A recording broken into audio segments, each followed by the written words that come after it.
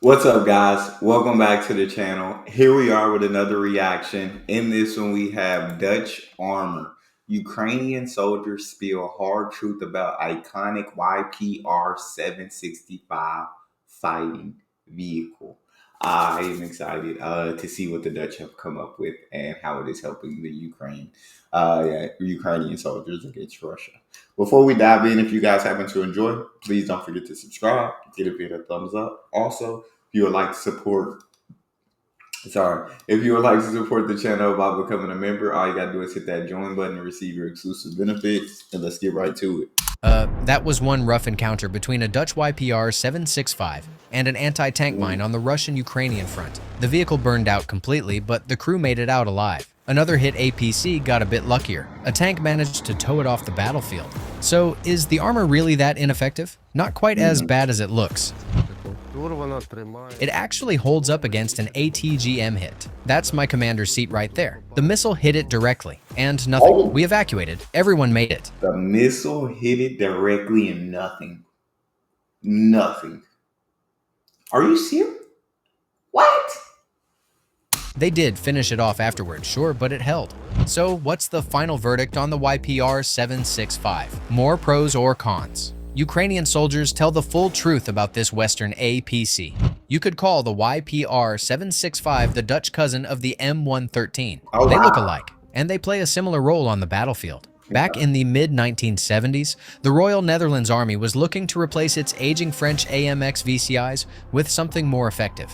That's when Dutch designers took a hard look at the upgraded version of the American Armored Infantry Fighting Vehicle, made a few tweaks, and thus, the YPR-765 was born.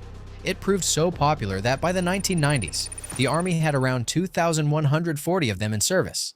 Smash that like button to help more people see this video.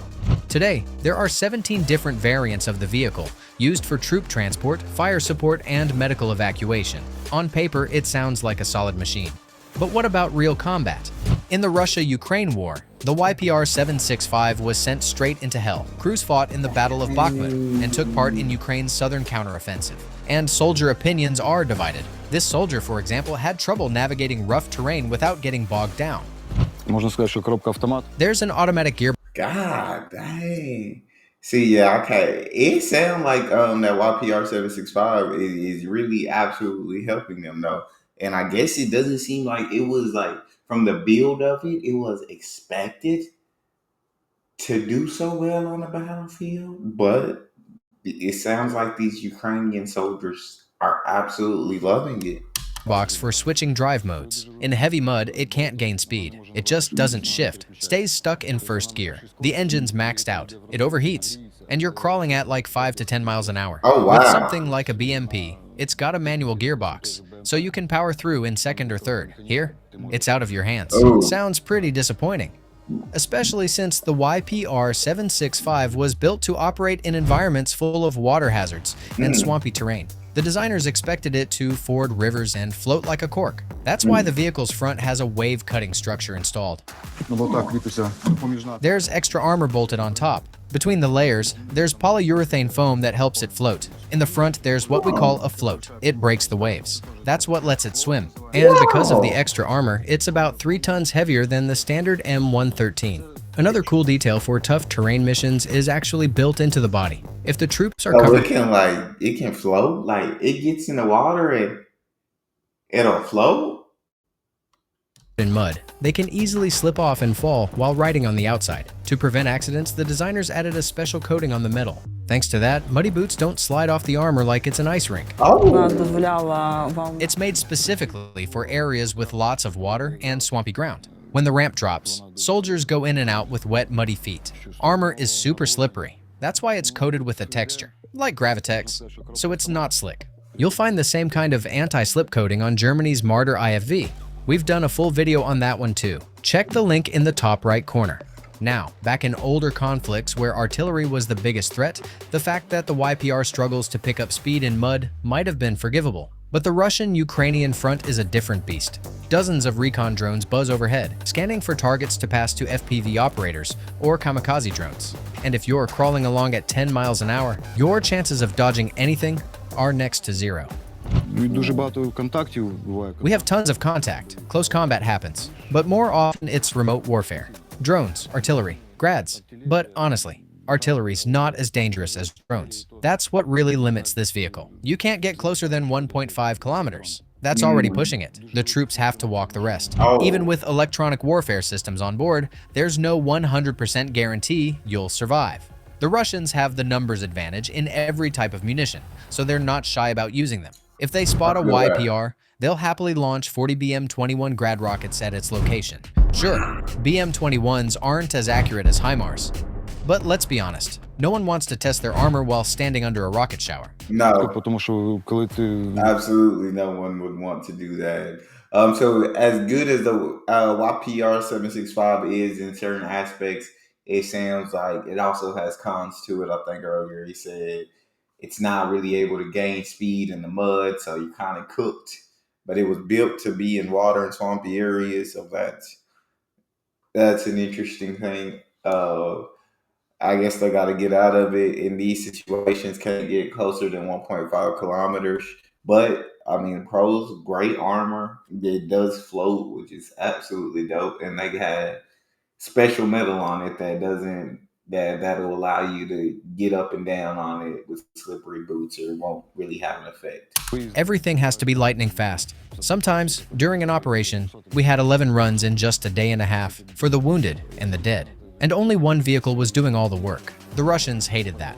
They were ready to hit us with grads or anything they had just to stop us. They keep trying to take us out, but they can't. Another major threat to the YPR? Chaotic minefields scattered across roads and open terrain. About 23% of Ukraine is now mined. What's worse, in fear of a Ukrainian breakthrough, the Russians have blanketed the south with anti-tank and anti-personnel mines, and didn't even bother marking them on maps. That means every ride in an armored vehicle could be your last. To avoid casualties, a local guide rides with the crew, someone who knows which paths are still safe. використовується для проводника. Надо їхати. This seat's usually for the guide. You're driving to a spot you haven't been in and here, in a matter of days. One section gets remined, another gets blown up or burned down. The whole landscape can shift. So even if you were there a month ago, that road might now be a trap. Guide joins you, someone who's fighting in these very trenches and knows the current terrain. And don't forget, subscribing to this channel helps more people see this story. The YouTube algorithm loves that stuff. Now picture this. You're driving along a road that could blow your tank sky high at any moment. Enemy FPV drones are circling overhead. Shells are exploding all around. Making it back alive from that kind of hell sounds like something only a superhero could pull off. Bro, that is why I give so much respect and gratitude towards the men and women that fight for their country, bro, because this is insane. Like this is crazy. This is the scenario they just explained. Jesus. But this crew fought in Bakhmut and lived to tell the tale. We were retaking positions and dropping off infantry. Everyone was involved. At that point, I don't think any vehicles had been hit. We rolled in, got the job done, and rolled out. But their luck ran out later. While evacuating fellow soldiers under fire, their YPR was rocked like a boat in a storm. The shockwaves slammed the vehicle, but the armor held. Despite serious damage, the crew managed to survive and return. There was one time I thought, this is it. But thanks to this vehicle, its armor really held up.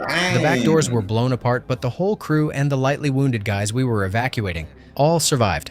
One of the golden rules in war: if you want to live, suppress the enemy so they can't shoot back. Some versions of the YPR-765 are built for just that. You can mount a machine gun or a grenade launcher. And let's be honest, it feels a lot better knowing you can fire back instead of just soaking up hits. Lobbing grenades over enemy trenches is a great way to kill their morale and keep them from lifting their heads to aim that RPG or ATGM at you. This one's equipped with an MK-19 and a fully automated weapon station. Inside, there's a screen with a targeting system, rangefinder, and night vision. You can fire both day and night, and the turret rotates a full 360 degrees. Thanks to its advanced electronics, the YPR-765 can open fire around the clock. The thermal imaging sight helps spot and lock onto enemy targets, making every shot count. That's crucial in modern combat. No wasting grenades guessing where infantry might be hiding. The gunner follows one rule: see the target, eliminate it. These are 40mm live grenades. They're loaded into this box, then fed into the launcher. You can load them manually or automatically from inside. Firing can be done in bursts, single shots, or manually, right from the monitor module. Another major advantage of the YPR-765 Hey, yeah, so in the YPR-765, and it seems like Ukraine does this with a lot of the weapons that they've been given from other countries. They made modifications to it to have the ability to not just be there and be able to take a hit, but to give a hit too. Now you can attack. Now we're mounting weapons on it, so it's not just about defense. But it sounds like it is a very good vehicle for defense. I mean, you're talking about. I think they said they drove over a mine. The vehicle was rocked. Nobody died. The armor held up. Earlier, they're talking about getting hit and not really anything. The armor was great. The gunner doesn't have to stick his head out of the hatch like in the old days. With FPV drones turning every exposed crew member into a moving target, that's basically a death sentence. But the I Dutch feel beast that. gets around that. All firing is remote controlled from inside using a joystick and display. It feels like playing a video game, except there's no respawning, and you've got one shot to get it right. Є монітор. This is the monitor where we do the actual aiming. The joystick doesn't move, it's fixed. You control everything using buttons right on it. Despite the risks and stress of operating the YPR-765, Ukrainian crews hold the line with grit and even some humor. We're pretty sure this soldier lives by one motto: see the target, ignore everything else. And something tells us anyone who ends up in the sights of his grenade launcher won't forget that moment, Yeah. if they survive. Мусиш бачити, що є перед тобою. No matter what's going on, you've got to focus on what's in front of you. Doesn't matter if it's shooting or shaking. You aim and do your job. Like we say, you gotta rain it down. Rain it so hard they can't lift their heads. In Ukraine, YPR-765s are pushed to their absolute limits. One machine, like the one in our story, might make 11 combat runs in a single day. And its armor is constantly tested by the full arsenal of modern Russian weapons. But there's another twist: the troop capacity. In Western armies, the YPR-765 is rated for 7 soldiers.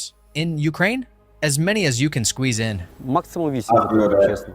We loaded up to 8 people, honestly. It's designed for 7, not counting the crew.